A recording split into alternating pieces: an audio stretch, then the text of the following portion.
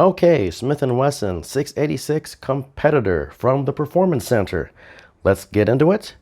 The front sight, which is very tall and very prominent, is dovetailed right into the barrel. The rear sight is actually an LPA Systems rear sight assembly, which completely replaces the usual stock Smith & Wesson rear sight. This is fully click adjustable for windage and elevation, and actually comes with its own little adjustment tool. There is an integrated rail right on the barrel. Like pretty much all Smith & Wesson Performance Center revolvers, this has a chromed hammer and also a chromed trigger. The underlug of the barrel has this pretty unique weighted barrel system, which I'll go into detail here in a little bit. Before I continue, I just want to point out that the competitor does not come with these fancy wood grips. It comes with the Hogue monogrip. It's not necessarily a bad thing. The Hogue monogrip is, it's well known as a very functional, very good grip actually. It's just not as pretty as a wooden grip.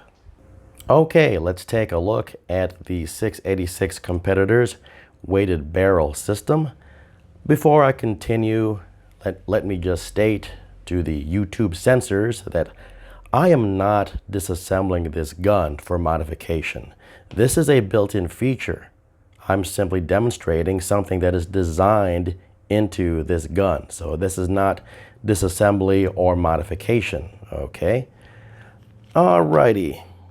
When you buy a 686 competitor, you should get a little packet here that has some Delrin spacers and an Allen wrench. If you have difficulty finding this, look underneath the top foam of the little plastic case that your gun comes in. All right, let's break this out as I fumble here on camera. I gotta love it. Okay, so I finally figured out how plastic works, and there we go. All right, so you're gonna use this. Hold on, let's do the safety check. Yep, it is unloaded. Alrighty, so you're gonna look at the front of the revolver. You're gonna look at the underlug there. You see that hex bolt? Yep, you're just gonna use that Allen key. And you're just gonna, wow, that thing is in there tight. It should be. Oh, that thing is really in there tight. There we go. Either that or I'm just weak. That's a big possibility. It's a pretty long bolt. Do not lose this. And with that bolt out, the weights can slip right out. These, whoop, make sure these don't roll off. Now, obviously these Delrin spacers are going to be much lighter in weight than these steel spacers. So you can control the bias of the barrel's weight. You can make it as barrel heavy or as barrel light as you wish. You can probably even run it without anything there. I'd probably just put the spacers in just to prevent dirt from accumulating in there. I mean, it's probably going to be easy to clean out anyway, but I'm a wimp when it comes to cleaning my guns. So if I was going to run this in an ultra light configuration, I would just replace all of the, well, most of the steel spacers with the Delrin. All right, that way it would act as a plug to keep dirt from getting in there. Now, you're probably going to have to run at least one steel spacer, which is the cap. You can tell it's the cap because it's the only one that's countersunk. See that? None of the other steel spacers are countersunk. None of the Delrin spacers are countersunk as well. So always remember, Where'd it go? There it is. Always remember that you're going to have the one countersunk spacer, steel spacer, that's going to be your cap. Time now for another episode of The Trigger Snob with your host, The Trigger Snob. Okay, let's do another safety check real quick. Obviously, we are empty. Okay, so by now we pretty much know what to expect from a Smith & Wesson in single action. The trigger is going to be very light, very crisp, and the trigger pull is going to be incredibly short. And guess what? The 686 competitor stays with that tradition. Very light, very short, very crisp pull. It barely moves. Right there.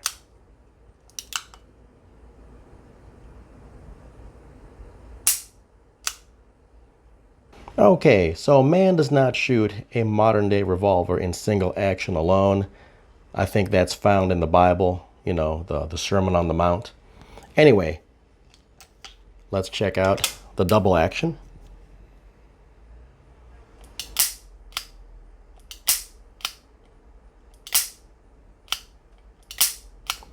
Very, very smooth pull. Very smooth. You can tell that the Performance Center really honed the internals. That's a very smooth pull with a very late lockup. Check it out. So I'm going to pull it slow. And of course, my neighbor runs the chainsaw now. Obviously, the Sawyer family moved in. I think that's Leatherface taking somebody out. So hang on a second here. Okay, let's try this again. I'm going to pull the trigger slow. There's the lock. And then just a little bit more and click. So very late lockup, which contributes to the overall feeling of smoothness on the pull.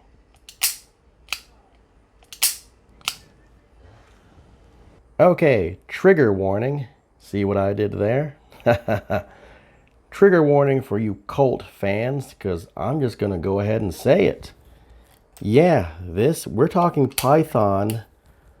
We're talking Python levels of smoothness on that double action pull. Let me just go ahead and verify.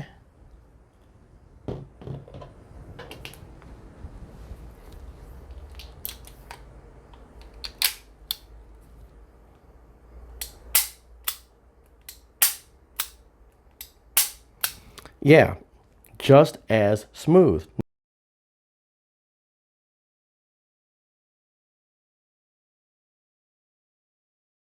Now, keep in mind, I'm not saying the trigger mechanisms are identical. Obviously, internally, they are built and engineered differently, and you can feel that in the pull. But as far as overall smoothness goes, yeah, the smoothness of the 686 competitor, in my opinion, is on par with the Pythons.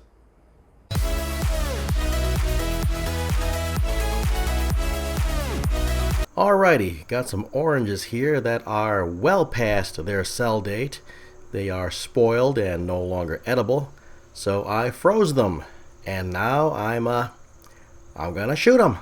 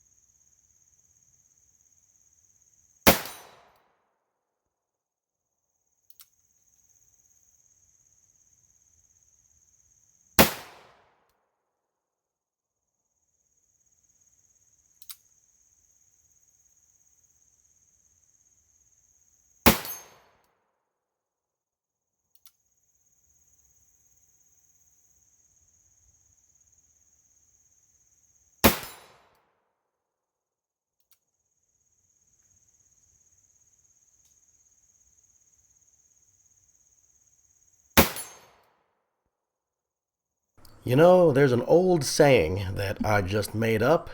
If you can't shoot good, you better have some good excuses. And I've got a good excuse. This was literally my first time out with this revolver. Anyway, let's give it another go.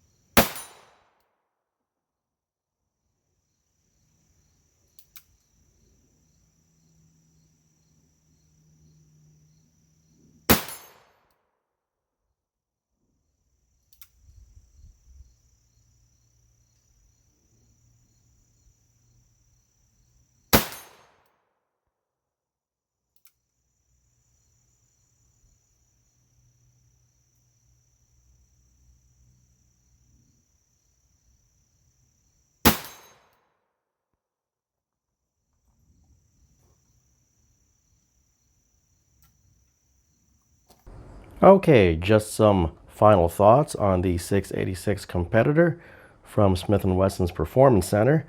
I am very happy with this revolver. It shoots well, the trigger's great. I like all the features on it. I like the built-in rail. I will put an optic on this later on, so I like the fact that this is built in. You know, I don't have to buy anything else that's going to make it look bulky or goofy. But you know what? If you don't want to put anything on here, the front sight and the LPA sight system, these are great just by themselves. And of course, the barrel weight system is great. With all the weights in here, obviously it's going to be a very heavy revolver. But I gotta tell you, with all the weights in there, shooting full on 357 Magnum, it feels like 38 Special. That's how much recoil is soaked up by all these barrel weights. Obviously, you have the choice. You don't have to run all the weights. So as an example, if you're gonna take this hunting and you got a little bit of a hike to get to your hunting spot, having a big heavy revolver on you may not be the most comfortable thing in the world, but hey, just take out some of these barrel weights. Anyway, in my opinion, one of the best revolvers produced right now by Smith & Wesson. And that'll do it for this video. Hey, thanks for tuning in and watching. Tell your friends about this. Give me a like, give me a subscribe. Take care out there. Catch you next time.